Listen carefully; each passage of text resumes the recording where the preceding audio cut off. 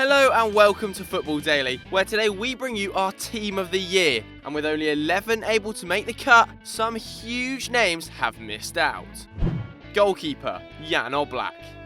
Taking his well-earned place between the sticks is Jan Oblak. The 23-year-old has become one of the world's best goalkeepers at Atletico Madrid, winning the 2015-16 Ricardo Zamora Trophy for La Liga's best stopper. In fact, Oblak conceded just 18 goals in that campaign. That's 0.47 a game, equaling the all-time record. He conceded more than one goal in just 4 league matches, keeping 24 clean sheets and saving a Thomas Muller penalty in the Champions League semi-final to take Atleti through. A 3-0 loss to Real Madrid in November was a bad day for the youngster, but it was also the first time he had conceded 3 goals during his entire time at Los Rojiblancos. At 3 years younger than David De Gea and 7 years younger than Manuel Neuer, Oblak's potential is truly frightening.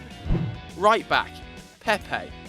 2016 was the year Pepe peaked, despite the big defender turning 33 in February. Though injuries limited him to just 21 league appearances, Pepe was a rock in the Champions League, playing in all but one of Real Madrid's knockout fixtures and winning the trophy for a second time. In international play, Pepe was even more impressive, showing himself to be Euro 2016's best defender as Portugal won the competition. Fast, powerful and unbeatable in the air, Pepe and Portugal overcame a shaky group stage to concede just 1 goal in 4 games in the knockout phase. Pepe's brilliance was recognised with a place in the team of the tournament, his 3rd time to achieve that at the Euros, and he was also named man of the match in the final after 5 tackles, 7 clearances and 17 interceptions. We just hope he doesn't mind playing at right back in this team.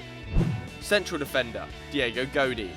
Joining Oblak is teammate Diego Godin, perhaps the world's most consistent centre-back over the last few years. The Uruguayan finished the campaign without silverware despite reaching a second Champions League final in 3 seasons. Godin made the 15-16 Champions League and La Liga Team of the Year, as well as being named the best defender in Spain. He played 12 of Los Rojiblancos' 13 games in European competition, marshalling Suarez, Messi, Neymar and Lewandowski as Atletico Madrid knocked out Barcelona and Bayern. Despite a dodgy hairline, Godin is still just 30 and looks sure to rule La Liga for the foreseeable future.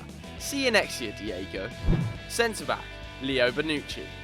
The only Italian to make it into our team, Leonardo Bonucci has had an incredible 2016. The 29-year-old picked up his 6th Serie A medal in May and his 2nd Coppa Italia, making 36 appearances in a Juve defence which conceded just 20 goals in league play. That's 12 fewer than closest rivals Napoli. Bonucci's impeccable defensive skills and outstanding passing range saw him christened Beckham Bonucci by the Italian press, whilst Pep Guardiola labelled the centre-half one of my favourite ever players. Perhaps that's why he offered a briefcase full of cash for him before settling for John Stones. In fact, the Italian racked up 14 key passes in the league last campaign. That's just 6 fewer than Bianconeri midfielder Marchisio. Bonucci is a rare player who is both a general and a sniper. Left back, Marcelo. Always an attacking dynamo, Marcelo has long been one of the world's best defensive fullbacks too. The Brazilian picked up 2 goals and 3 assists in the league in 2015-16, just 1 assist less than Luka Modric managed. Marcelo also makes almost twice as many key passes per game as Luis Suarez. He completes 2 dribbles each match and wins the ball back nearly 5 times. His pace and quality on the ball keep opposition fullbacks pinned in their own third and make up for Cristiano Ronaldo's tendency to drift into central areas. And after a 2nd Champions League trophy and appearances in La Liga and European teams of the season, Marcelo had to pit Felipe Luis to our left-back spot. Central midfield, Toni Kroos. The only East German player ever to win the World Cup, Toni Kroos had a truly outstanding year in 2016. An attacking midfielder with Bayern Munich, Kroos has blossomed in the Xabi Alonso role at Real, setting the team's superstar frontline in motion with his precise passing. Kroos has also appeared in the Champions League squad of the season in the last 3 years running, and made the Euro 2016 edition too after averaging more than 100 passes a game with a staggering 92% accuracy. Recognising his importance, Real have signed Kroos up until 2022 when he'll be 32. giving them 8 years of service from the man who cost them just £24 million in 2014. Central midfield, N'Golo Kante. The Premier League's sole representative in R11, Kante beats out Modric and Iniesta thanks to his incredible title win with an unfancied Leicester side.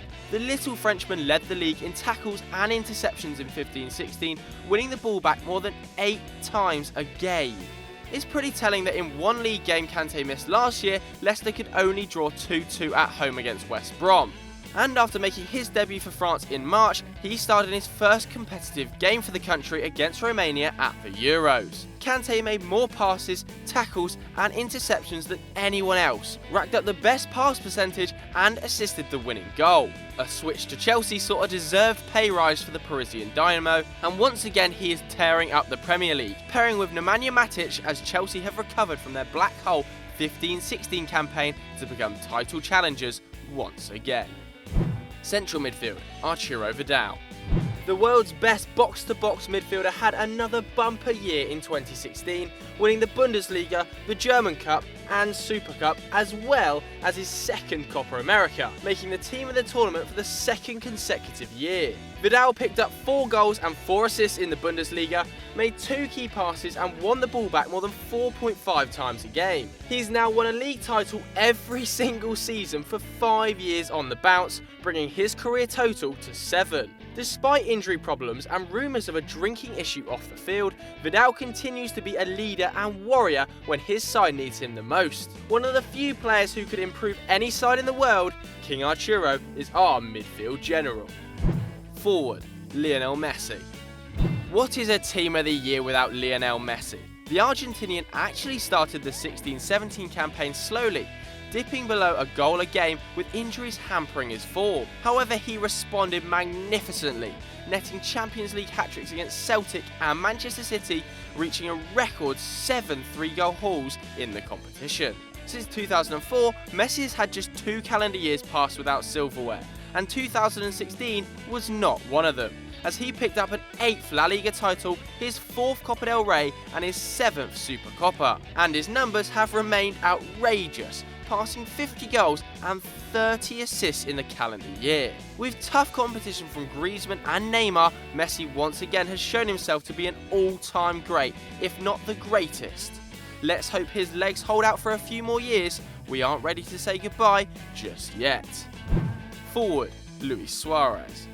Is it possible to say that Luis Suarez was Barcelona's best attacker in 2016? The Uruguayan became the first player other than Ronaldo or Messi to win the Pichichi Award since 2009 with 40 league goals. Oh, and he also added 16 assists, making him the only man to have topped La Liga in goals and assists in one campaign. In his first 2 seasons at Barca, Suarez managed an incredible 56 strikes and 30 assists in just 62 games, and added a league and cup double in 2016 to the treble he won the year before. However, sadly, a hamstring injury kept him out of the Copa America, preventing him from taking another crack at the competition he won in 2011.